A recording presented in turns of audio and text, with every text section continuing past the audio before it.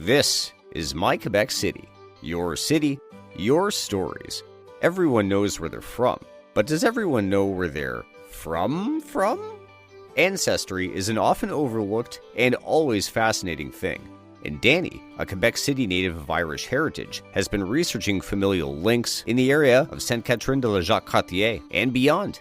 It's brought amazing discoveries and a sense of grounding and pride.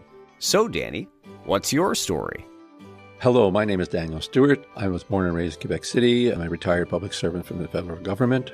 My interest in genealogy came after my retirement. I wanted to know more about my Irish ancestors. I knew quite a bit, I thought, about my maternal Francophone ancestors, but in both cases, things progressed quite rapidly. I started researching on the Irish side, my father's side, my parents, my grandparents, my great-grandparents, some of the information I knew already, oral tradition, stories, stuff that had been told. And I went with that and soon discovered that I hit some sort of a roadblock because there were a lot of families that I could find, but I didn't have access to any information. Nobody had written a history of the Irish in the region, specifically St. Catherine, of which Shannon, Fossambeau, and Lake St. Joseph are part now, but they were splintered in the 1900s. And then before that, it was the Seigneurie de Fossambeau, and it covered a huge and vast expanse from St. Gabriel of Cartier right to Lake Sargent and St. Raymond. There were seigneuries back then, and I discovered a whole historical aspect to it. So genealogy for me is a mix of history and family trees.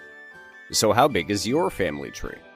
I've got currently about 14,000 people on my tree. Half of them are, I would say, on the Irish side and the other half on the Francophone side. And I'm discovering just amazing stuff.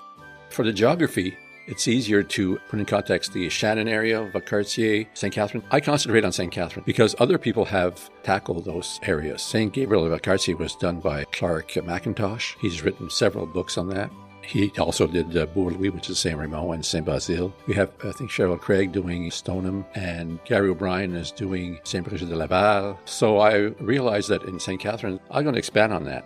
Research, many sleepless nights, totally immersed in it, was obsessed with doing this stuff. And I found out that my grandparents, great-great-grandparents came from Ireland, Donegal in the 1800s. And it opened up a whole aspect of the pioneering of the area. Log cabins, shanties, they lived on ground and they lived in log cabins. Very few had houses. The houses came later. The census records, birth certificates, marriage certificates, all those things gave me names. Sometimes I could find photos, but usually not because that's way, way back. But I was lucky with my great-great-grandfather, Alexander, where I got a photo of him. He was born in 1828, came to Canada as a baby, and he died at age 92, died in 1920. So I have a lot of old photos. Have you found anything surprising or just really interesting in your research? The pioneering thing, the stories that came with that, of the hardships, the difficulties of subsistence farming, clearing the land, an acre a year. One person could do that if they worked hard, especially in the mountains of the Laurentians here. The farming is so-so. It's not the greatest for the soil and everything else. So they had a hard time, very rocky or sandy. And people say, oh, the Irish ate potatoes. Yes, they did. Census records show that they ate a lot of potatoes.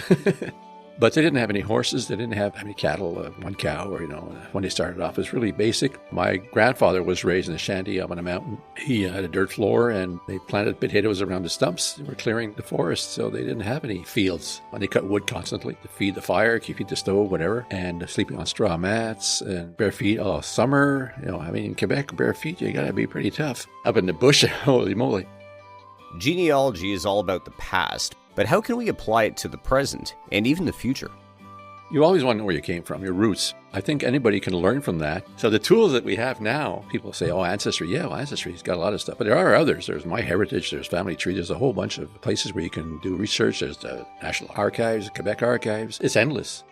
Personally, it brings something to yourself, but it also brings something to your family, your children, something to pass on. And as much as people can say, oh, I don't care, when they do, no, it changes things. It changes their perspective. It sort of centers you, it anchors you down. It's like, oh yeah, now I know where I stand, where I'm from.